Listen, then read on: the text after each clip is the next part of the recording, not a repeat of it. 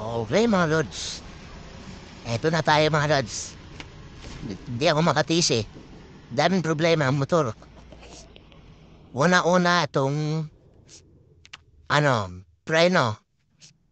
Makapakakunat, ayaw bumalik. Yan, in-adjust ko lang, binuksan ko to. Tsaka ito, hindi na rin kumukonekta. Binuksan ko, yan, nilagyan ko ng konting langis. In-adjust ko na rin dito, may adjuster. In-adjust ko. Ngayon, umayos siya. Gumagana na ulit yung handbrake niya. Ayan, tingnan niyo ha. Yan, gumagana na ulit yung handbrake. Yan. Gumagana na ulit yung handbrake niya. Pinatingnan ko, sabi ko dun sa pinakonsulta ko sa mekaniko. Isang buong ganito na raw bibili. Kasi sira na raw talaga yan. Na-furious naman ako. Binuksan ko, bakit sira? Wala namang napuputol o something dyan. Yan, binuksan natin. Nakita natin na ganito lang pala ang nito, tsura sa loob. Ngayon, magana na ulit siya. May pitik na. Diba? Kesa bumili ka nito, magkano to? Sus naman mga mekaniko. Huwag yun naman lolokohin yung mga yan, gumagana Akala ko, pa-handbrake na ulit. Yan na, ayos na.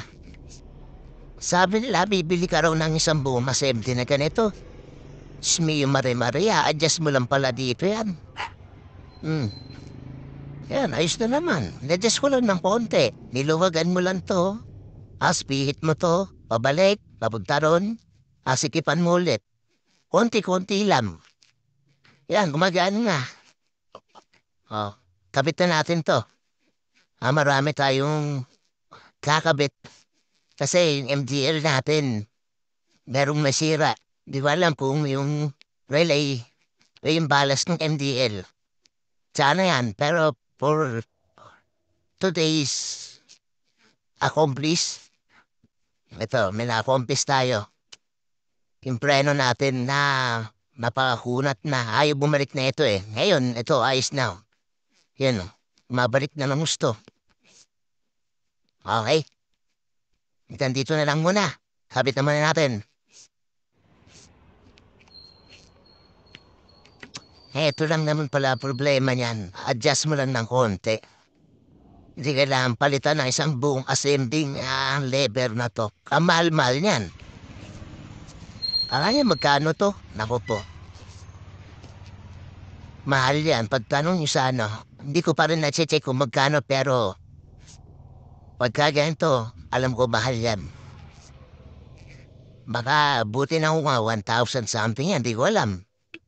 Check nyo na lang. Pero huwag kayo basta-basta pag maniniwala sa sabi-sabi. Check nyo muna. Okay? Talagang natin tutuloy natin. Okay, almost done na tayo. Yan pa sing walang taga-video. Kaya, utay-utay tayo. Ito na lang kakabit natin. Yan. Ito. Ayun lang. Ayan, babas ito ba ibabaw. Ito, gagawin pa natin para ito. Papalitan natin to. Yung luma natin yung accessories.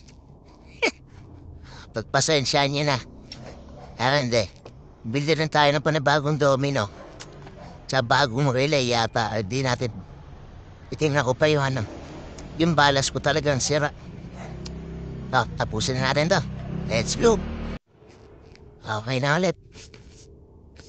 Okay na. Makabit na natin. Kahit na pangit yung motor natin, naayos pa natin to. Ayan o. Handbrake na, handbrake. Sabi ng mekaniko bibili na rin na isang buong ganito. Hindi ko naman nila lahat Hindi ko naman nila lahat ng mekaniko. Pero, sana naisip naman yung huwag yung puro pabili-pabili. Solusyon muna. Ayos na handbrake natin. Doon mo na solusyon. Tingnan mo na kung may magagawang paraan. Hindi yung pili ka agad ang nasa isip. puro bili. Kaya nga, magpapagawa ng ano para makatipid eh. 'Di ba? Hindi naman nila lahat na mekaniko pero sana huwag ganun. Sikapin nating mapamura, hindi magmumura. Yung mga customer natin, lalo mga rider, maliliit na kita niyan. Okay, alas na tayo. Susundo pa tayo. Okay, hanggang dito na lang. Ito, mga lods may paraan na adjust yan. Pag hindi na nag-i-engage tong handbrake, may paraan. Dito sa kabila, may adjustment dito, may nut dyan. Okay? May baysa ng patulong. Konting tips lang yan. Binuksan ko lang eh. Sana makatulong sa inyo. Salamat.